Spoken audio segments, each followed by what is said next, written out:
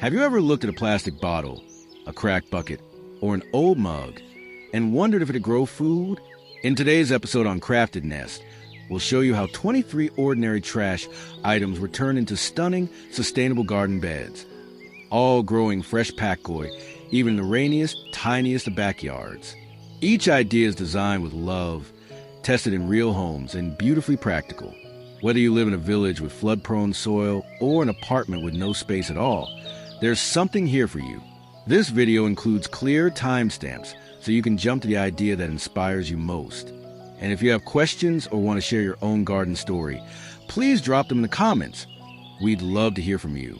All visuals are inspirational ideas only. Please modify creatively using whatever you have at home. And hey, if this video makes you smile, consider subscribing. Not just for us, but for your future garden. Crafted Nest is...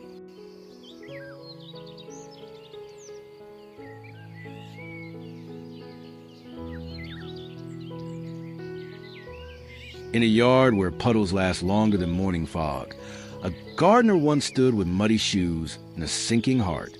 Each season, her soil vanished underwater. She didn't curse the rain.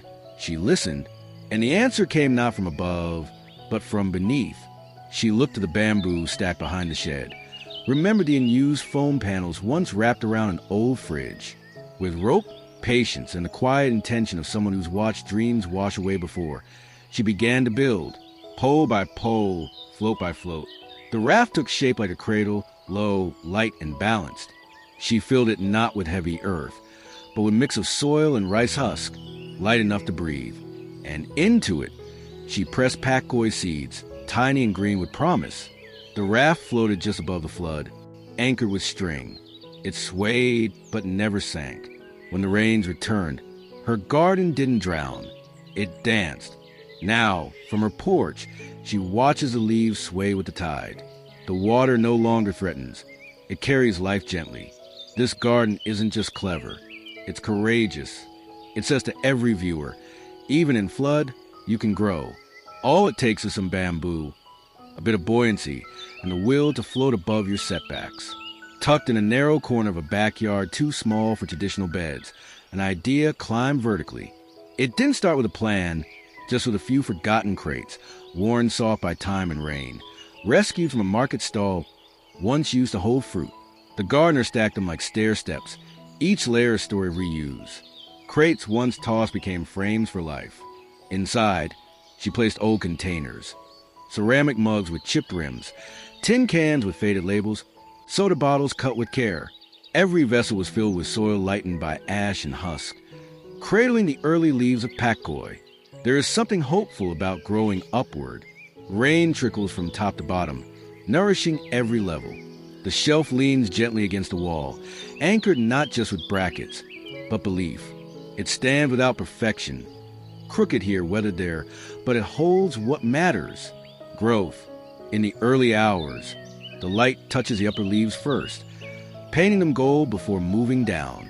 The gardener waters from the top and lets gravity take part in the tending. The vertical garden needs no land, just a wall, some scrap, and heart. If your space is small, let it rise. If your crates are cracked, let them cradle. You don't need symmetry. You just need somewhere for green things to begin again. It began on a morning heavy with rain clouds. The soil outside had turned to slush, and dreams of planting sank with each step. But under the old eaves, where the rain never quite reached, a new space waited quietly, forgotten, dry, and full of potential. She gathered empty plastic bottles, once thrown away after celebrations and picnics. Their shapes were familiar, their purpose forgotten. With a small knife and patient hands, she cut them open, carved tiny drainage holes, and gave them new life. Threaded with twine, the bottles hung like lanterns beneath the sheltering roof, each one filled with a gentle blend of topsoil and husk. Into this, she tucked Pakcoy seeds like tiny secrets.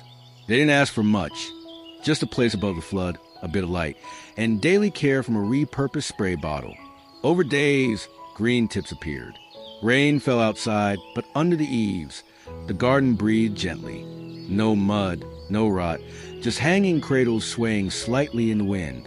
The gardener walked past them each morning, touching each bottle as if greeting an old friend. These were not grand beds or expensive systems, just bottles, just string, just a little shelter from the storm.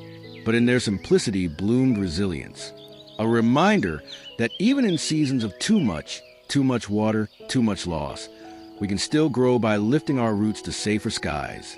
When the monsoon came early, the garden sank without protest. Water gathered in the beds, pooling above every seed. Dreams floated, then vanished. But the answer was waiting quietly in the grove behind the house. Bamboo, tall, hollow, and ancient with wisdom. The gardener walked between the stalks, gathering those just old enough to cut but still pliable. She split each cane with care, listening to fibers speak as they opened.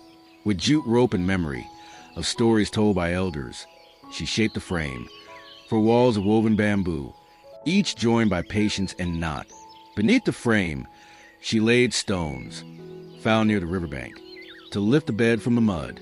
Then came the soil, soft and breathing, mixed with husks to stay light. She pressed in Pakcoy seeds like prayers, one by one. The rains came again, but this time the garden stayed dry, proud and sure-footed. The bamboo creaked in the wind, but it held. Water drained away. Air flowed beneath. The roots were safe. And the leaves, oh, how they sang after the storm. There's a calm that comes from growing things where failure once lived.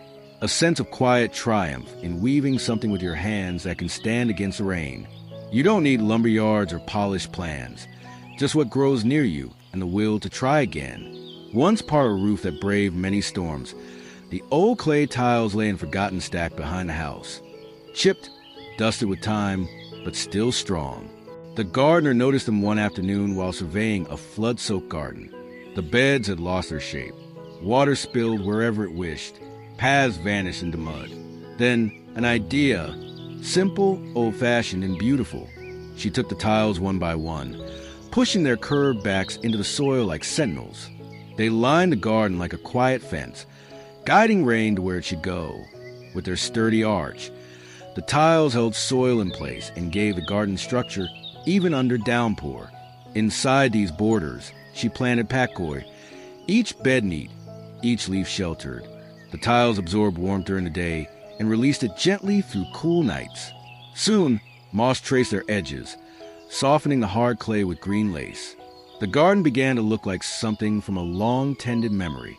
No fancy stones, no store-bought borders, just tiles reused with care. They marked space not just physically, but emotionally, a sign that even broken things could still protect, still frame something beautiful. Now, when it rains, water flows respectfully between rows. The Pakcoy stand safe, tall, and orderly, and the tiles, once forgotten, have become guardians again, this time not of rooftops, but of roots. There's something comforting about knowing the roots are never thirsty. In a small home where watering is often forgotten between errands and evening chores, this little box became a quiet companion. It wasn't bought. It was built with care, with scraps, and with string. The gardener took a clear food container, long abandoned in the kitchen cupboard. She added an inner tray, punctured gently to hold soil. Cotton wicks, pulled from old clothesline or mop strands, trailed down into a pool of water below. They were bridges, delicate and constant, feeding the roots without fuss. She filled the top with husk-rich soil and sowed Pakcoy seeds, tiny things with big dreams. Then she watched, day by day, as green tips emerged without her needing to hover. The wick knew what to do. It pulled just enough, never too much. The water beneath stayed calm, undisturbed. A silent reservoir of care. Even during the heaviest rains, when the balcony stayed damp for days, the box stayed steady. No rot, no floods, just quiet growth. Indoors or out, it worked. A system so simple, so elegant, that it felt like a secret passed down from nature herself. For the gardener, it was a relief. No more wilted leaves from missed mornings. No soggy roots from too much love. Just a balance of need and supply, built from the everyday. And in the clear walls of that container, she saw more than water. She saw intention. Beneath the faded paint stains and cracked lid, a quiet miracle stirs. The bucket once held color. Now, it holds transformation. Long after its job painting walls was done, the gardener saw a second purpose. She rinsed it clean, drilled small holes for air, and set it beneath the mango tree. Inside, layers began to form. Green kitchen scraps, dry leaves swept from the porch, soil from yesterday's weeding. With every handful, she stirred with a stick, not to rush the process, but to honor it. Composting, she learned, wasn't just about waste. It was about faith, trusting time, trusting decay. Each morning, she'd lift the lid gently, like checking on a sleeping child. A warm, earthy smell rose, rich alive. Worms danced, steam curled, and the colors shifted from orange peels and lettuce veins into deep, nourishing brown. She didn't need big bins or fancy tumblers. Just this bucket, this patience. And when the mixture was ready, she spread it at the base of her Pakcoy beds like a blessing. Leaves brightened, roots anchored. The garden knew this was soil made from memory, from breakfasts and dinners, from onion skins and apple cores.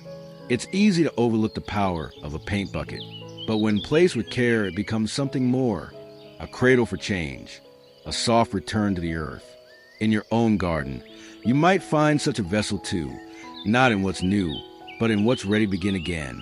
In the hush of early morning rain, the garden waits, not fearful, but prepared. Beneath old soda bottles, cut and turned upside down, tiny green lives stretch upward in warmth. These aren't machines or store-bought covers.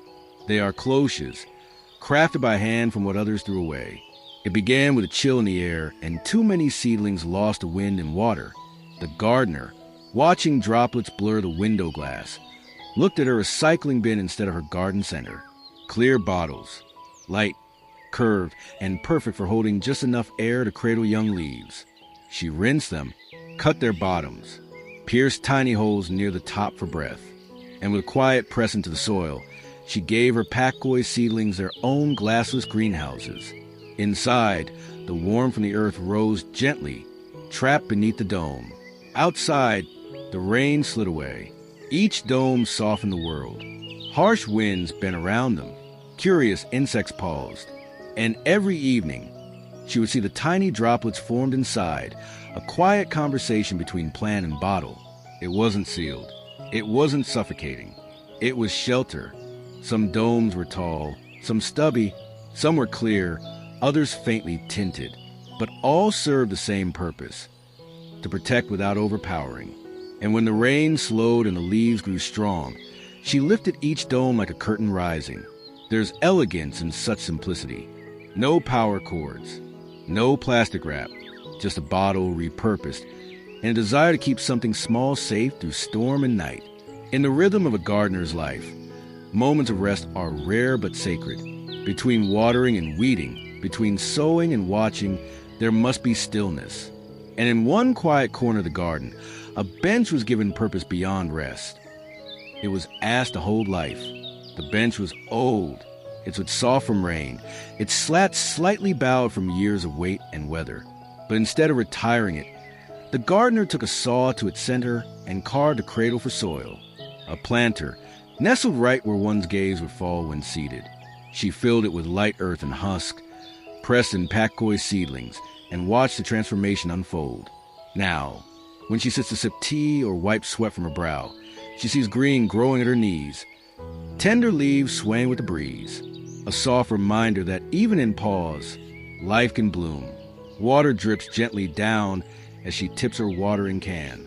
The wood, worn with memory, now carries fresh roots, and she, once restless in work, finds calm in tending from a seated place. She no longer walks to her garden. She sits within it. This bench planter is not just clever.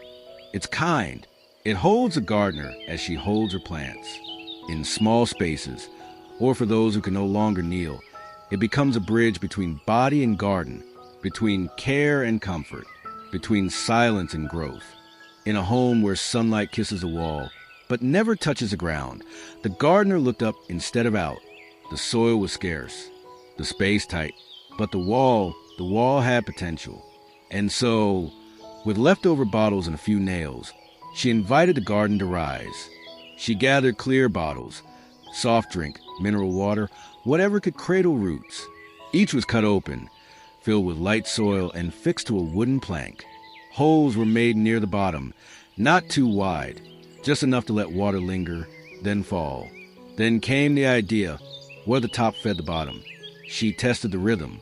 A cup of water poured gently into the highest bottle. It trickled slowly, blessing each layer. From one to the next, the water moved like thoughtfulness passed down.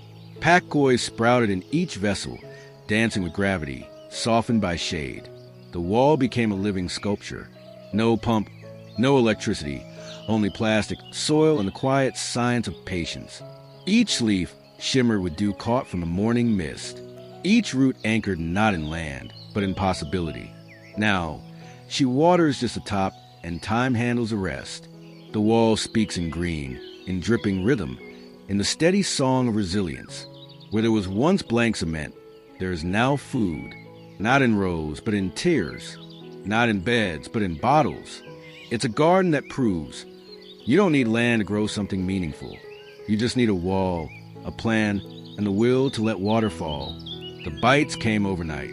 Little lace patterns chewed into Pakcoy leaves, delicate but disheartening. The gardener sighed, not with anger, but with resolve. She didn't want to fight nature with poison. She wanted to listen. Old advice floated back, of sugar, fruit, and vinegar, and simplicity of a scent too tempting for a pest to resist. In the quiet kitchen, she mashed a banana, stirred in water and a spoonful of vinegar. She poured it into an empty bottle, pierced the side with holes, and hung it with the leaves that cried for help. Within a day, the bottle began to hum. Tiny insects hovered, drawn to the fermented invitation. Once inside, they stayed, lured not by harm, but by sweetness. Nearby, a shallow bowl of leftover papaya juice caught the sun and mirrored the same story, of attraction, not aggression. The garden responded. Leaves healed, new ones unfurled unblemished. The Pakcoy stood prouder, and the gardener, with no spray in hand, felt something rare, partnership. There's peace in letting nature solve its own troubles, in using what you have. Overripe fruit, water, a plastic bottle headed for bin, and shaping it into quiet protection. No instructions, no chemicals, just balance. Now, each trap swings gently beside the greens like a guardian made from scraps. The rain falls, the fruit brews, and the pests drift elsewhere. The plants breathe easy, and so does she. At a roadside stall where coconut water was once sold to passing cyclists, the gardener noticed what others didn't. A growing pile of discarded husks, fibrous and sun-dried, waiting to be swept away. But to her, they weren't waste. They were vessels. She took a few home, rinsed away the dust, and carved soft hollows inside. Suspended with jute string beneath her pergola, each husk became a cradle, airy, porous, and perfect. She lined them with a bit of cocoa peat and tucked in Pakcoy seeds, delicate as whispers. Below, she placed trays of water, shallow and still. Over time, the roots stretched downward, seeking moisture, drinking in silence. No pumps, no timers, just gravity, patience, and the rhythm of thirst and supply. The husks darkened with rain. Their texture softened like old rope, but they held fast. The Pakcoy grew confidently, its green leaves contrasting against the earthy cradle, a harmony of age and renewal, of husk and hope. When the wind blew, the cradle swayed gently, like lullabies hanging in the air. This garden didn't scream innovation. It hummed tradition, a slow, sustainable way of growing that honored both resource and result. For anyone near a market, a beach, or a coconut vendor, the path is simple. Gather, clean, hang, and trust. Let the husk return not to the soil, but to nurture it. Let it cradle life once more, not just for food, but for the joy of seeing something grow where nothing was expected, in a yard where sun shifts like a wandering guest. The gardener learned to follow rather than fight. The garden's patchy light made it difficult to grow anything well.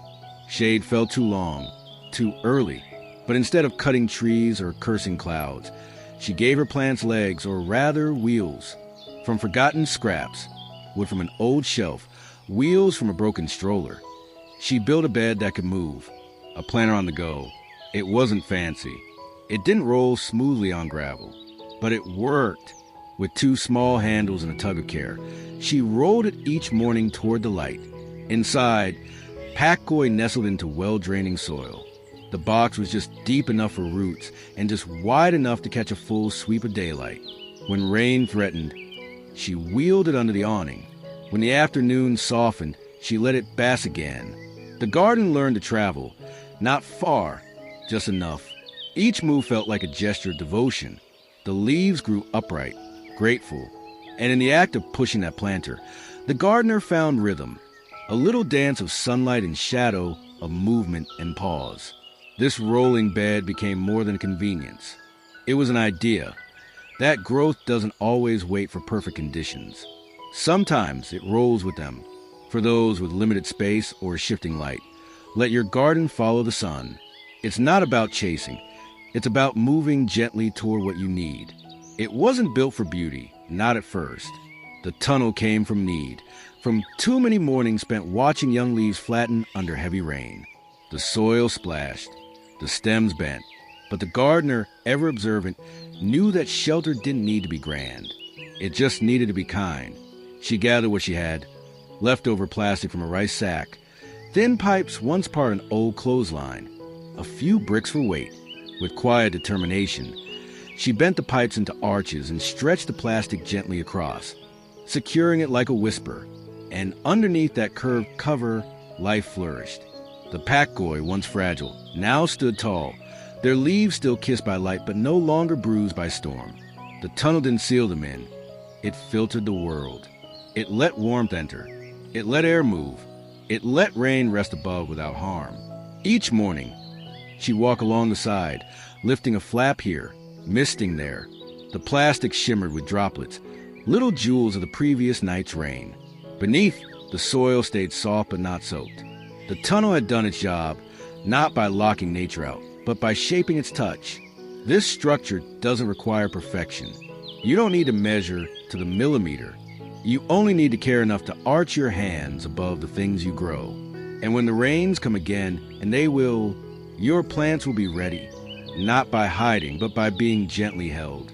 After weeks of steady rain, the garden was no longer ground. It was sponge. Seeds drowned before they dreamed, and roots struggled to breathe beneath the water's weight. But where others saw a problem, the gardener saw a possibility in plastic. Lined up beside the house were used drinking water gallons, once emptied and discarded after long family gatherings. She sliced them cleanly across the belly, careful not to crack the curves, and drilled holes for drainage at the base. They were scrubbed, then placed on bricks to lift them gently from the soggy earth. Into each, she poured a light mix of soil and rice husk, porous, welcoming. She tucked Pakcoy's seedlings in like small promises and waited. Rain returned, but this time it ran off the sides, not into the beds. The water drained easily. The roots stayed dry, and the barrels, blue and bright, cradled their greens like troughs of hope. She added a clear plastic sheet above, tied with string and anchored with care. A rain filter, not a barrier. The plants danced beneath, growing upward through storm and stillness alike. No rot, no mud, just growth. These barrels are more than containers. They're adaptations. In flood-prone yards, they lift gardens into the air. They reclaim waste and reclaim space. If you have 3 gallons in an afternoon, you can raise a garden that refuses to sink, one that grows where the ground once failed. The leaves were perfect once, smooth, tender, bright. But nature, while generous, also invites hungry visitors. Aphids, caterpillars, tiny thieves. The gardener could have turned to chemicals, but she chose instead to return to her kitchen, where the fence begins not in fear, but in flavor. She peeled garlic, sharp and bold. She sliced chilies, red and fire bright. Into a pot they went, boiled gently with water, and left to rest. The air smelled alive. She poured the mixture through a sieve, added a drop of liquid soap, and funneled it into an old cleaning bottle, now reborn. The spray was humble, no fancy branding, just a clear label scribbled in pen. But in her hands, it was a shield, gentle to plants, fierce to pests. Each morning or soft dusk, she'd miss her Pakcoy from below, letting the droplets coat without burning. Never in harsh light, never in haste. Over days, the bugs faded. The leaves grew undisturbed, their curves untouched. The garden began to hum with health again. She didn't shout at nature. She whispered back with garlic and heat. This spray isn't just a remedy. It's a reminder that what feeds us can also protect us. That the best solutions often lie on cutting boards, not store shelves. And that even a plastic bottle headed for the bin can be transformed into a vessel of care. On a rainy afternoon, with the garden too soaked to sow, the gardener stood inside her kitchen, hands resting on the counter. Her fingers traced the empty egg carton from breakfast, soft, porous, almost soil-like in its touch. And then the thought came, if life once rested here, could begin here too? She filled each pocket with a scoop of loose soil, moistened gently with a splash of water. Tiny Pakcoy seeds, round as dew, were nestled into each cradle. Over the top, she stretched a sheet of plastic wrap, not too tight, just enough to trap warmth and breath. The carton transformed. It became a miniature greenhouse. Humidity built slowly within the dome, softening the air, quickening germination. She placed it near the window, where the light arrived softly each morning. The seeds responded, slowly at first, then with joyful urgency. She peeked inside each day, lifting the edge of the wrap as if checking on sleeping birds. And when the green tips finally appeared, trembling in the filtered light, her joy was quiet but full. This nursery was never meant to last forever, only long enough to nurture beginnings. When the roots grew strong enough, she gently transplanted them into larger beds. But the egg carton had done its job. You don't need a seed tray. You don't need a greenhouse. Just something soft, something humble, and the willingness to begin where you are. Even the most fragile shell can hold life if we offer it warmth, water, and the hope of spring. In homes where gardens must fit between windowsills and dish racks, creativity becomes more than a choice. It becomes a rhythm. The gardener, living in a narrow apartment with no yard to spare, reached for what she had. A forgotten food container, clear and clean, once used to carry leftovers from holidays past. She filled it with a shallow layer of soft soil, kissed it with water, and sprinkled Pakcoy seeds gently across the surface. Then she placed the lid on, not sealed, but resting slightly ajar, enough to let the air whisper, enough to keep warmth tucked in. By morning, moisture clung to the lid like breath on glass. Inside, the seeds had begun to stir. Over days, they rose, thin and pale at first, then steady and green. The container, never meant to house life, now cradled it with devotion. Sunlight spilled through the kitchen window and into this tiny dome. The Pakcoy drank it slowly. No fancy grow light, no heat mat, just the ordinary sun and a recycled box doing extraordinary work. She misted them in quiet moments between laundry and phone calls, lifting the lid as one would uncover a treasure. When the leaves grew thick, she transplanted them to larger vessels, old mugs, cup bottles, whatever could hold new roots. This greenhouse doesn't need a yard. It needs a spirit of reuse, a soft touch, and the courage to start small. In a world of towering gadgets and blinking systems, it reminds us that the simplest tools, a lid, some light, and love, can grow the greenest things. There's something quiet and nostalgic about an old mug, a chipped lip, a fading logo, a handle once held every morning. And in a small garden where every inch matters, these mugs were given one more purpose. Not for sipping, but for sowing. The gardener collected them like memories, mismatched, dusty, forgotten in kitchen corners. She drilled a tiny hole at each base, lined them with pebbles, then soil. Onto a salvaged wooden shelf they went, mounted low along the garden wall, with reused iron brackets found at a nearby repair stall. Inside each mug, she planted Pakcoy, just 1 or 2 seeds per cup, enough space to root, enough soil to stretch. As days passed, green leaves spilled over porcelain rims. The mugs became cradles. The shelf became a gallery of growth. Watering was gentle, a miss in the morning, a check in the evening. The rain dripped from the roof above, missing the shelf just enough to keep the soil from drowning. And in the warmth of each shallow container, the Pakcoy thrived, roots contained, spirits unbound. To visitors, it was charming. To the gardener, it was proof that a garden doesn't need matching pots or perfect plans. That beauty comes from using what you have. Even a mug once meant for tea, now holding tomorrow's dinner. So if you have a shelf, a few forgotten cups, and a patch of sunlight, you can make space for something to grow. Because even the smallest vessels, when filled with care, can carry life beyond their first purpose. Some mornings get away from us. A phone rings too long. A child calls from another room. And by the time you remember the plants, the soil is already dry. But not here, not in this quiet corner, where a food container once destined for the trash now watches over its green passengers with quiet diligence. The gardener kept the clear plastic box from a lunch too lovely to forget. She rinsed it clean, then cut a small square from the lid. Inside, she fitted a tray with holes, holding soil and Pakcoy seeds. Below it, a shallow basin held clean water, still and patient. A cotton wick connected the two, the link between source and sprout. Over days, the system found its rhythm. The wick soaked slowly, drawing moisture upward as the soil asked for it. There was no guessing, no overwatering, no rot, just a soft, consistent drink from below. The Pakcoy, sensing stability, grew smooth and strong. The container sat quietly on a windowsill. Its sides fogged gently each morning, and its water level served as a quiet reminder, like checking a teacup, not a task list. When refilled, it offered days of freedom. For the gardener, it became less about tending and more about trusting. You don't need pumps or timers to make your plants feel seen.